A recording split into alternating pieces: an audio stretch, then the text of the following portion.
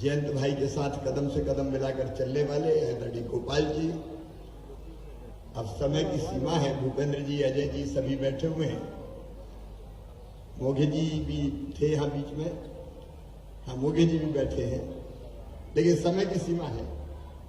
और यहाँ जो बैठे हैं उनमें से अधिकांश को मैं नाम से जानता हूं, और इसलिए ज्यादा नाम लूंगा तो मैं छूट गया ये चक्कर खड़ा हो जाए। इसलिए इस अवसर पर उपस्थित सभी बहनों, भाइयों, भांजे, भांजियों, आदरणीय जयंत भैया, आदरणीय भाभी जी, अच्छा मेरा ध्यान नहीं गया जब ताई ने कहा कि कितने स्मार्ट थे, हीरो जैसे लग रहे हैं, तब मैंने ध्यान से देखा। और जब वो छोटा फोटो देखा तो मुझे भी लग रहा था कहीं उनके मुंह से ये ना निकल जाए गो मम्मा।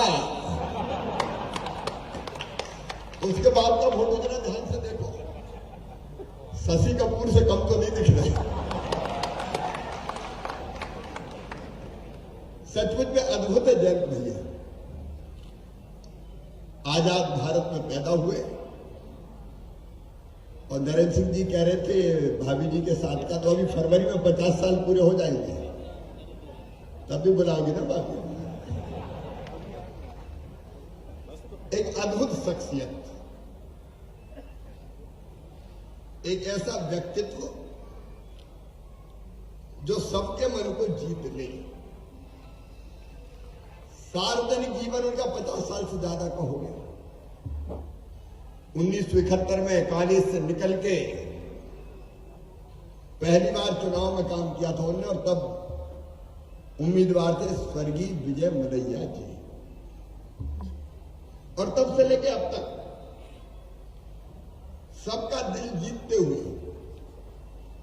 बहुत सहज, सरल, संकोची, शिष्ट, शालीन, ऐसे के देखते ही प्यार उमड़ जाए, ऐसे हैं अपने जयंत मलैया।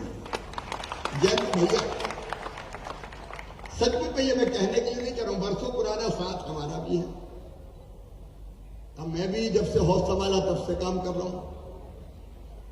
मैंने उनका शालीन और शिष्ट रूप भी देखा है, लेकिन एक बार मुझे याद है, शायद गोपाल भाई भूपेंद्र जी को भी याद हो, हम लोग थे पटवाजी लड़े छिंदवाड़ा से, और वो चुनाव बड़ा भयानक हुआ था। हम सब लोग चुनाव में काम करने गए थे, काउंटिंग होने वाली थी, काउंटिंग में कांग्रेसी गदर कर रहे थे। ऐसा लग रहा था कि सरकार कांग्रेस की थी। मैं कांग्रेस बीजेपी नहीं कर रहा, माफ करें, ये कार्यक्रम अलग तरह का है, मैं सही घटना सुना रहा हूं। उस समय ऐसी आशंका हुई कि काउंटिंग में गड़बड़ हो गई, तो जयंत भैया को मैंने तमतमाया चेहरा और बाहें चढ़ा के कलेक्टर की तरफ बढ़ते हुए भी देखा था। है वो स्वरूप नहीं देखा कि जो जब तक शांति से काम निकले, शांत और शालीन, लेकिन अगर गड़बड़ हो जाए तो जयंत भाई रौद्र रूप भी धारण करते हैं। पार्टी का काम कर दिया तन्मयता के साथ, मुझे याद आता है कोई भी काम जयंत भाई को दिया हो उसको बेहतर ढंग से, क्योंकि ठाकरे जी की शिक्षा ताई बता रही थी, उनकी छत्र छाया में संगठन का काम करना चाहिए। अब गोपाल भाई बैठे हैं, गढ़ाकोटा में गोली चल गई, तब भी शायद अर्जुन सिंह थे मुख्यमंत्री। अर्जुन सिंह उस समय जयंत भैया जीते ही जीते थे 84 में, बाय इलेक्शन पता है कि नहीं, पहली बार जीता था 84 में, उपचुनाव लड़ा था। और उस भयानक माहौल में जब आतंक का राज था, उस आतंक को तोड़ने गढ़ाकोटा में घुसे थे जयंत भाई, और लोगों को आत्मविश्वास से भरने का काम। जब संघर्ष की जरूरत पड़ी तो संघर्ष, जब संगठन का काम हो तो संगठन का काम। ये बात सच है कि दमोह जयंत मलैया जी के बिना अधूरा है। याद मत करो जिम्मेदारी।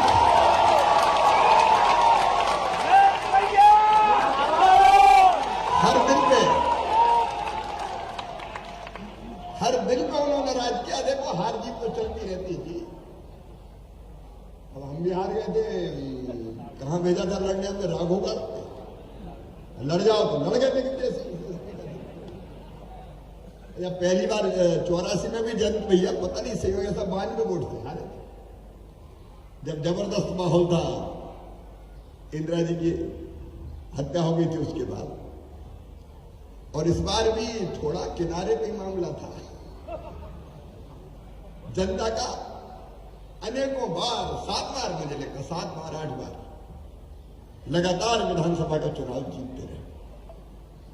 और मुझे याद है पहली बार पटवा जी के साथ जब मंत्री थे, मैं तब से बहुत ध्यान से उनको देखता हूं। योग्यतम मंत्रियों में से पटवा जी के मंत्रिमंडल के सदस्य थे जयंत भाई। इसके बाद उमा दीदी की सरकार 2003 के बाद आई। तब भी जिम्मेदार और गंभीरता से काम करने वाले मंत्री थे जयंत भाई। फिर गौर साहब की सरकार आई, बीजेपी की सरकार है मतलब, उसमें भी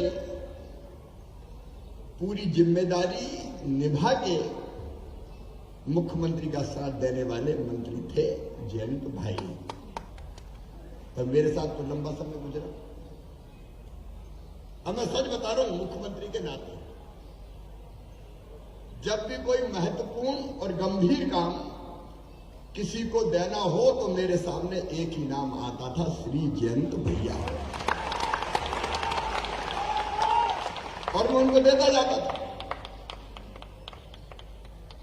अब वो मेरे साथ सरकार में, जब मुझे लगा कि नगरों की स्थिति खराब है, काम ठीक करना है, तो मंत्री कौन को बनाए? नगरीय विकास और आवास पर्यावरण मंत्री, तो सोचा जयंत भैया। बाद में फिर मुझे लगा उद्योग लाना है, तो मध्य प्रदेश में उद्योगपति आते नहीं। तो उद्योग लाने के लिए अगर सबसे जिम्मेदार चेहरा कोई हो जो उद्योगपतियों के पास जाए देश में विदेश में, तो कौन को बनाए? तो नाम ध्यान आया जयंत भैया। उसके बाद मेरे मन में एक जिद पैदा हुई कि मध्य प्रदेश की अगर हालत बदलनी है तो सिंचाई की व्यवस्था करनी है, क्योंकि खेती अर्थव्यवस्था की रीढ़ है। और मध्य प्रदेश तब पनपेगा जब सिंचाई योजनाओं का जाल बिछ जाए। मैंने सोचा शिवराज कौन को बनाए, तब भी मेरे सामने नाम आया श्री जयंत मलैया। और बाद में फिर मैंने इनका खजाना संभाल के रखे। आपको आज गर्व के साथ बता रहा हूं, मध्य प्रदेश कभी घाटे में नहीं रहा, रेवेन्यू सरप्लस स्टेट रहे हैं हम। और तब लगा जिम्मेदार वित्त मंत्री कौन होगा, तब भी फिर एक ही नाम ध्यान आया, श्री जयंत मलैया। ऐसा साथ निभाते आप कल्पना नहीं कर सकते। गंभीर से गंभीर जिम्मेदारी का काम आप जयंत भाई को दे दो और भूल जाओ, फिर पलट के देखने की जरूरत नहीं है। ये योग्यता बहुत कम लोगों को प्राप्त होती है। जयंत भाई, मैं आपका ऋणी हूं, मैं आपका आभारी हूं। आपने मध्य प्रदेश की जनता की बेहतर सेवा की और मध्य प्रदेश को समृद्ध और विकसित बनाने में आपने अपना सर्वश्रेष्ठ योगदान दिया है। इसलिए केवल अपनी ओर से नहीं, मध्य प्रदेश की जनता की ओर से मैं आपको धन्यवाद ज्ञापित करता हूं, आपको प्रणाम करता हूं। लेकिन अभी तो 75 के ही हुए, अभी लगता ही नहीं है कि 75 के हो गए। और इसलिए अभी तो काम करते रहना है। ये कोई ना समझ ले कि रिटायरमेंट का कार्यक्रम है। अभी तो काम करते रहना है, अभी तो और लंबे समय तक काम करेगा। मैं आपको बहुत बहुत शुभकामनाएं देता हूं। आप सुखी रहें, आप निरोग रहें, आप स्वस्थ रहें, और आप नहीं भाभी जी भी साथ जोड़ी बनी रही। और इस परिवार का योगदान सदैव राष्ट्र निर्माण में लगातार मिलता रहे, लगातार मिलता रहे। और इसलिए तो मैं कह रहा हूं, हारने के बाद भी कभी ये नहीं लगा कि जयंत मलैया हार गए। अरे हारने का भी अपना आनंद है, 1.25 साल मैंने भी लिया है। क्योंकि जब लोगों के दिलों में प्यार होता है तो बाकी चीजें सब बेमानी हो जाती है। वो प्यार सदैव जयंत भाई को प्राप्त होता रहा। एक बार फिर मैं आपको शुभकामनाएं देता हूं। और जयंत भाई, इतना जरूर कहता हूं कि जब मेरा 75वां जन्मदिन मनाया जाए तो मुझे आशीर्वाद देने जरूर आएंगे। अभी लंबे समय तक काम करना है। अनंत शुभकामनाएं। एक श्लोक के साथ अपनी बात समाप्त करूंगा। देखो, मैंने ऐसा व्यक्ति राजनीतिक क्षेत्र में ऐसे व्यक्ति बहुत कम देखे जो हर परिस्थिति में समान रहते हैं। क्या हार में, क्या जीत में, किंचित नहीं भयभीत में, कर्तव्य पथ पर जो मिला ये भी सही वो भी सही, कोई फर्क ही नहीं पड़ता। और एक श्लोक और है जो जयंत भाई पे फिट बैठता है। भगवान श्री कृष्ण ने अच्छा भक्त कौन, इसके लक्षण बताते हुए कहा, मुक्त संगो, एक वो श्लोक है। दूसरा एक समः शत्रु च मित्रे च तथा मानापमानियो शीतोष्ण सुख दुखोषु समः संग विवर्जिता तुल्य निंदा स्तुर मौनी संतुष्टो एन के निचिता अनिकेता स्थिर मतिर भक्तिमान में प्रियो धरा। समा शत्रु च मित्रे च, जो शत्रु और मित्र में भी समान, जो सुख दुख में समान है, मान अपमान में भी समान है, कोई फर्क ही नहीं पड़ेगा। सबको स्नेह और प्रेम करते हुए आगे बढ़ता रहे, वही मेरा सच्चा भक्त है। तो ऐसे सच्चे भक्त है जयंत मलैया।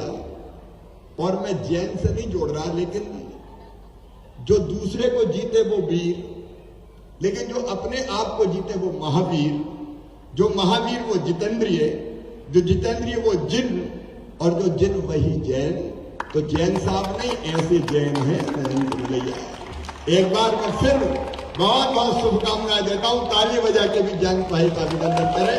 बहुत बहुत शुभकामनाएं, अनंत शुभकामनाएं। मैं सब आपको यही रोक रहा हूं। जयंत भाई, इशारा समझ लिया? अभी सफर में है तू, अभी सफर में है तू।